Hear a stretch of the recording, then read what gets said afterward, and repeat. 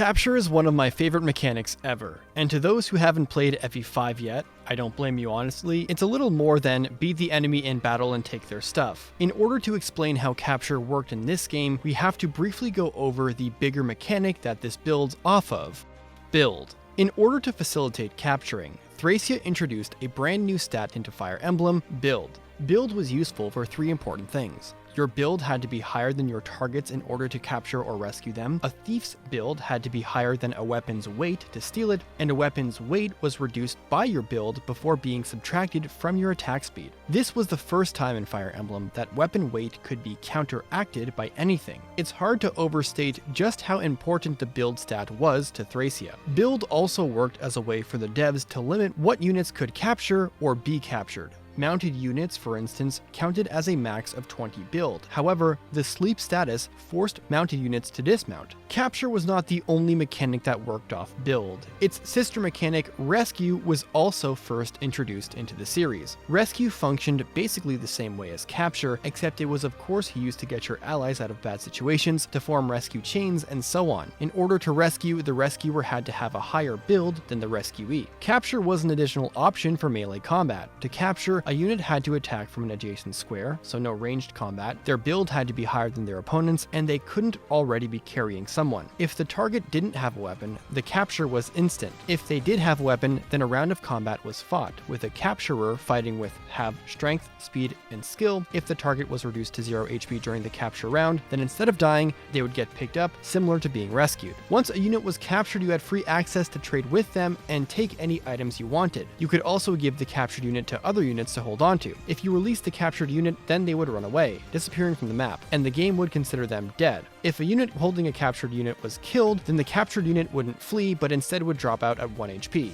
or whatever HP they were at if they were captured with no weapon. Capture was an important mechanic to understand properly in order to make your playthrough more manageable, because the game doesn't really give you money and weapons are expensive, so why buy them when you can just lift them off your enemies? No thief fast or bulky enough to steal that item? No problem. Just have Finn or Dagdar pick up the enemy and you can take whatever you want. Even some recruitments in the guide and chapter requirements involve you capturing and holding on to certain enemies. But the human player wasn't the only benefactor of capture. The fact that enemies would also prioritize capturing your unarmed units, i.e. staffers, added an extra layer of complexity to how enemies behave. Thracia AI was weirdly smart, and if they captured a unit who you couldn't get back in time, Chapter 21X gave you the chance to literally rescue them from jail. This was an insanely cool way to integrate gameplay with narrative. While helpful, it's not necessary to capture every enemy you see. Capturing enemies was a process and not everyone could do it. You're not only cutting your stats to capture, but once you do, your stats are further nerfed. It was a multi-step process with caveats, unlike its future iteration. And you certainly don't want to fall into the trap of constantly trying to capture and cut as many costs as possible, but it was a useful method to keep inventories stocked up with generic weapons, especially because the Battle Prep Armory had overpriced ones, like iron swords that costed 1100 gold. You were better off stealing them from someone else. Thracia was a mechanically complex and difficult game for its time, and would be the last Fire Emblem that Kaga spearheaded before parting ways with Nintendo. Along with his presence from Fire Emblem gone, so too were a ton of Yggdrasil-era mechanics and ideas. With FE6 being a much simpler game, capture was among the many that did not make it back as far as mechanics go. In the GBA and Tellius games, rescue stuck around, though penalties were changed to only affect speed and skill. The aid stat was introduced to make high constitution cavalry worse at rescuing, and with the sole exception of enemy Wyvern Riders trying to kidnap Leanne in Chapter 2P of Radiant Dawn, enemy units never used the system, and it could only be used to interact with your units and your allied green or yellow units. After Radiant Dawn, however, even the rescue system would be stripped away, and the remains of it would be remade into the pair-up and adjutant systems of Awakening, Fates, and Three Houses. This removed the core mechanics used in Thracia capturing from the game entirely, and they have yet to return. However, Fates capturing was a whole nother beast.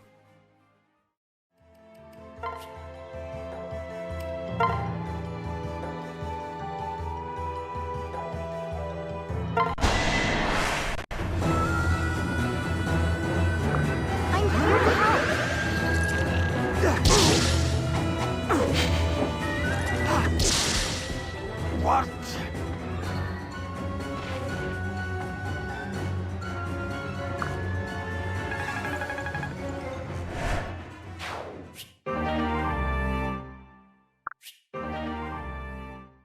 In order to capture, two things needed to be true. First, you needed to have a jail in your My Castle with free space in it, and second, you needed to be using a unit with the capture command. This came in the form of personal skills on Niles and Orochi exclusively, and so they were the only two units in all of Fates who could capture enemies. To capture an enemy, you would use the capture command, which initiates an attack without any bonuses from support or pair-up, as well as a slight hit penalty. If that attack defeated the target, then that unit was effectively killed, but a copy of them would be sent to your jail to be freed or recruited between maps. You didn't get their items, but you could get them as units. While most enemies could be captured, story-relevant characters such as major bosses or playable characters from other routes could not be. You also could not capture non-human enemies, so no faceless, golems, automatons, kitsune, or wolfskins, nor could you capture the Vilite invaders that mostly appear in Revelation. In order to recruit a unit you captured, you would need to convince them to fight for you. To do this, you either had to bribe them with whatever My Castle resources they requested, or you could have whichever one of your units who was on jail duty to try to persuade them to fight for free. This varied in effectiveness based on the stats of the prisoner, and if it failed, then it might take multiple attempts to convince them, and you could not bribe the captive in the same visit that you failed to persuade them.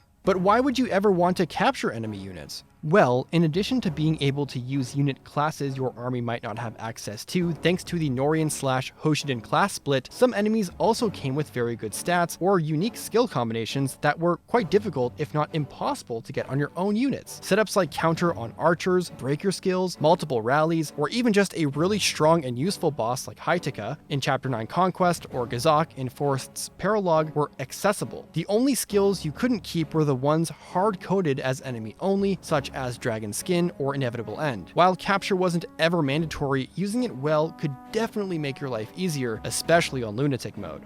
And as you can see, the only thing these two capture mechanics have in common is the namesake. They otherwise function completely differently. That's in large part due to captures and rescues centralizing stat, build not being present. So, what would it take for capture to come back?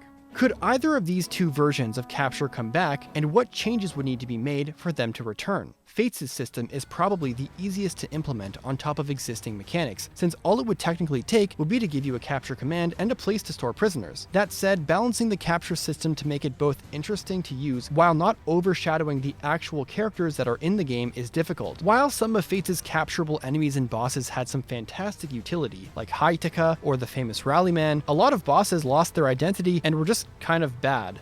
Still though, the utility, the novelty, and the replay value of using generics and bosses was present.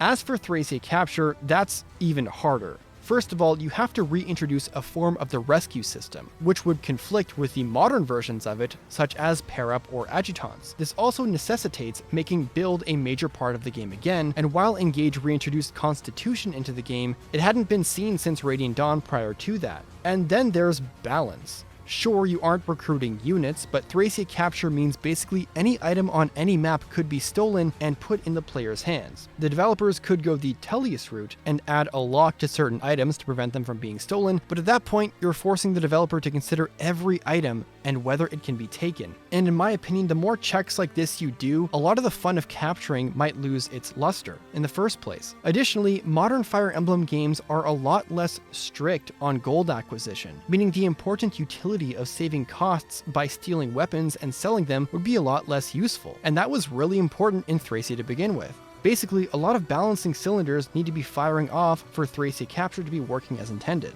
While Fates would be easier to replicate and Thracia would be much more difficult, the potential for another go at capture is so massive. Fates allowed the player to repurpose otherwise generic bosses into very useful friends. But what if we gave these enemy units even more personality? What if they came with their own personal skill, even if they were avatar sexuals only? What if we gave Candace or Nicole actual lines of dialogue like they seem to have been implied to have had in Fates' unused data? Fire Emblem is 2 for 2 on executing a mechanic and getting it right off the bat in this case, which is low-key pretty impressive. A next-gen capture mechanic that, even if it borrows more from Fates than Thracia, still has crazy potential for unique utility, really cool replay value, and even personality. Of all the mechanics I wish for intelligent systems to revisit, nothing will beat my hope for capture to break free of Fire Emblem Purgatory.